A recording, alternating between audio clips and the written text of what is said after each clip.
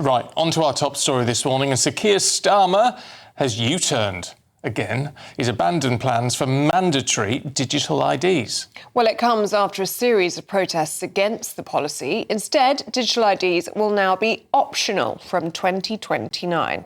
Well, the scheme was announced as part of the government's plans to crack down on illegal migration, leaving many wondering what will replace it. Well, joining us now in the studio is former political advisor Oscar Reddrop. Morning to you, Oscar. Morning. What do you make of this?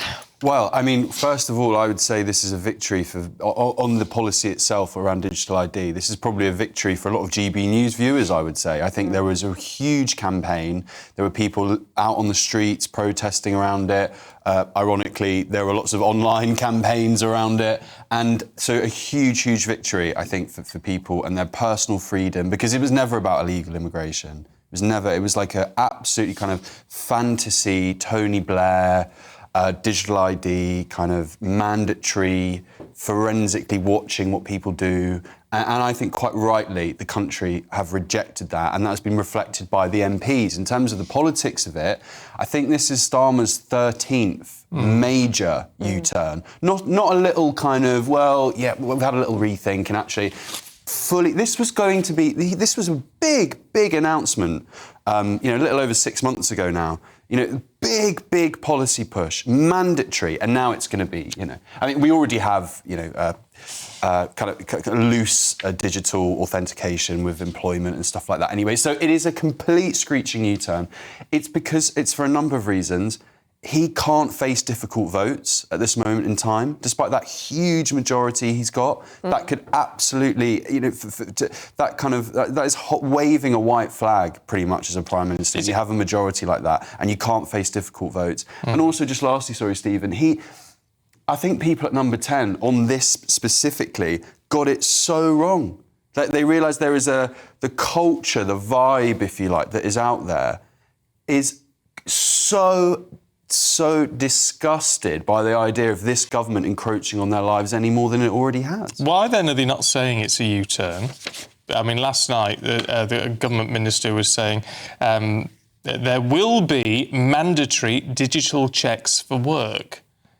Now, I know it's not quite the same, but doesn't that happen anywhere? Yeah, if you scan a passport when you sign up to work on a computer, that would, I guess, now count as a digiget. But also, you've got to do a right for work check for anybody. Exactly. So it is a screeching U-turn. They've probably got back in number 10. Don't get me wrong. I've been in those positions. I get when you are absolutely fighting for your life. They've got back into number 10 and they've gone, we don't have the capital for this. We need to just absolutely just get down to absolute basics as an operation, because we're fighting for our lives. And the basics that will be cost of living. That I think all this, digital ID, this and all these grand ideas that Labour had when they went in with Starmer 18 months ago, it's all going to go. It's going to be foreign policy. He's going to hide on the world stage as much as he can, and he's going to try and reduce everything down to cost of living. So stuff like this has got to go because he hasn't got the capital for it anymore, which is stunning. As a former political advisor, can you shed any light on how Sir Keir Starmer is reaching these decisions in the first place? Because with 13 U-turns now and counting, they just look like ill-thought-out experiments. I think with the best intentions, he has lots of people around him, he has advisors around him, think tanks, that whole kind of network that people watching this will be shocked if they knew how it is so heavily involved in our politics. They go, right, digital ID, that sounds, we've been wanting to do this for a long time, as a centre-left Labour government. Let's give that a go. And then reality hits, and they simply do not have the popularity, both amongst its own MPs and in the country, and they have to U-turn it. Because that's the threadbare kind of authority that Keir Starmer is governing, both out there in the country and in his own party. He just can't do these things, which is not, if I'm being really objective, is not good for the country in many ways. No. But it doesn't feel very stable. No, this is the problem. It's not at all. And look, who's this good news for? It's good news for people like Wes Streeting. It's good news for people like Angela Rayner, potentially even Andy Burnham. Wes was very, very cheeky, I thought, the other day, where he spoke to the fact that we need to get decisions right the first time around. And, the timing of this, I mean, yeah. OK. Oscar, for now, thank you very much indeed.